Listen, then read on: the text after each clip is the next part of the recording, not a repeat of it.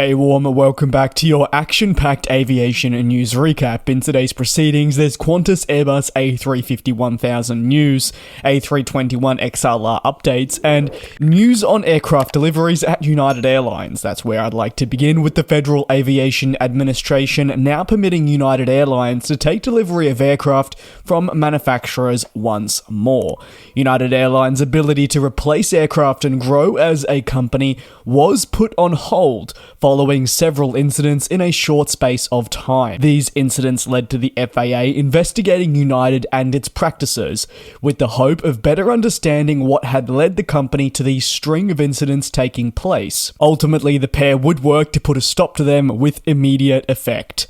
As a result of the FAA's heightening oversight over the company, restrictions were placed on the acquisition of new jets and other business components. The FAA stated that it would only allow United to move ahead with its growth plans if these aligned with the FAA's view that there was stability across the business.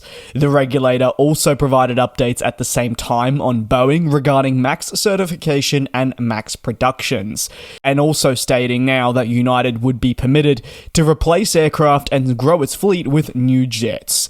United Airlines says it has already implemented several important safety measures that aim to be proactive and mitigate any potential risks that may emerge.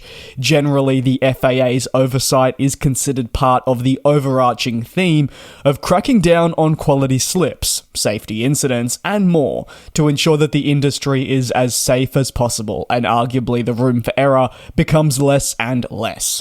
For United Airlines, getting the approval to resume deliveries and continue growth is an improvement, but the process is easier said than done. United Airlines is one of the largest airlines being impacted by the supply chain disruptions at manufacturers. Furthermore, the airline faces ramifications from Boeing's inability to certify the 737-10 and its delayed production targets. Thanks to all these difficulties, the US airline has already been forced to alter its delivery estimates for 2024, this coming in March. As part of the refined forecast, the airline said then it would only take 102 fewer aircraft annually, but this could very easily grow. While fewer deliveries are going to impact its business across the 2024 calendar year, the repercussions are slated to continue for years to come. United says it's being forced to adjust its fleet plan thanks to these, which is obviously far from optimal. Over to Airbus, and they're preparing for the A321XLR to enter into service, and is now entering the final stages of this process.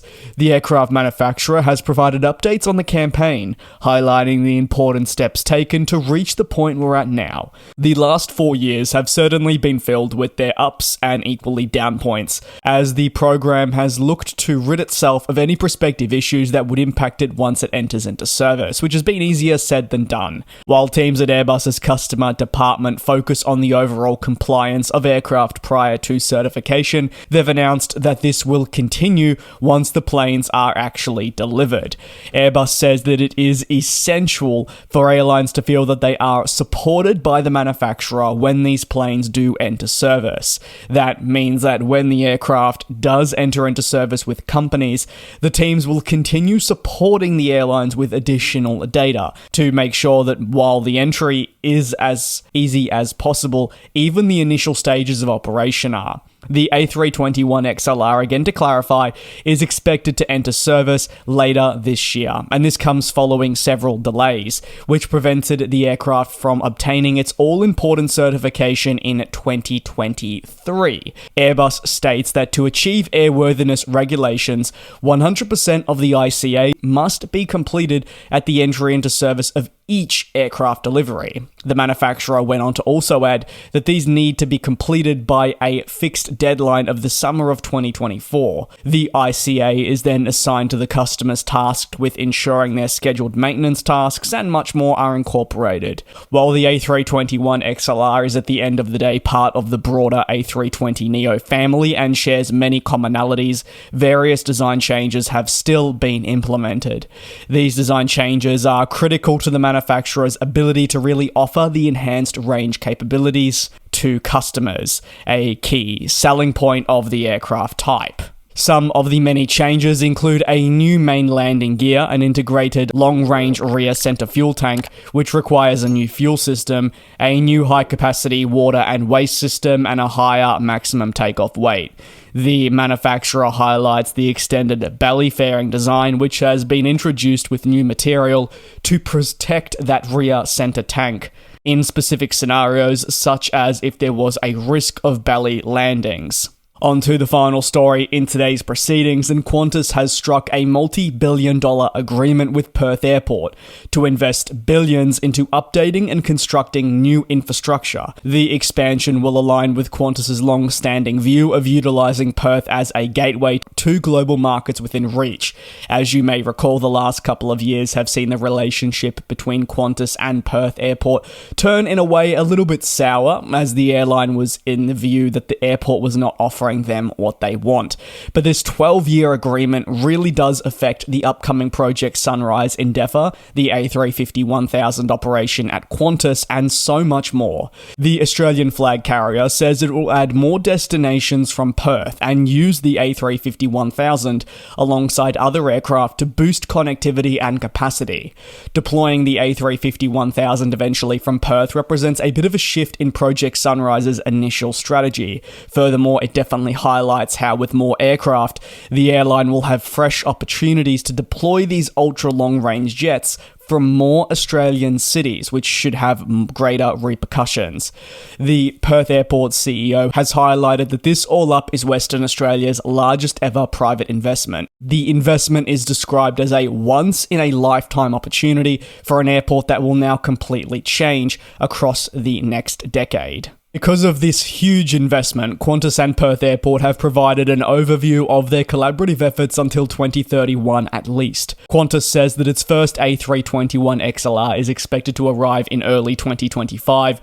This will be deployed on what are known as trunk routes across the domestic network, and Perth will be home to some of the XLRs. The carrier has also identified Johannesburg as a market where it would like to restart flights from Perth, providing competition to the recently returned South African Airways. Furthermore, Qantas has highlighted it'll look to restart Perth to Auckland flights, this though subject to several factors. Lastly, in 2025, construction is expected to commence on the all-new parallel runway.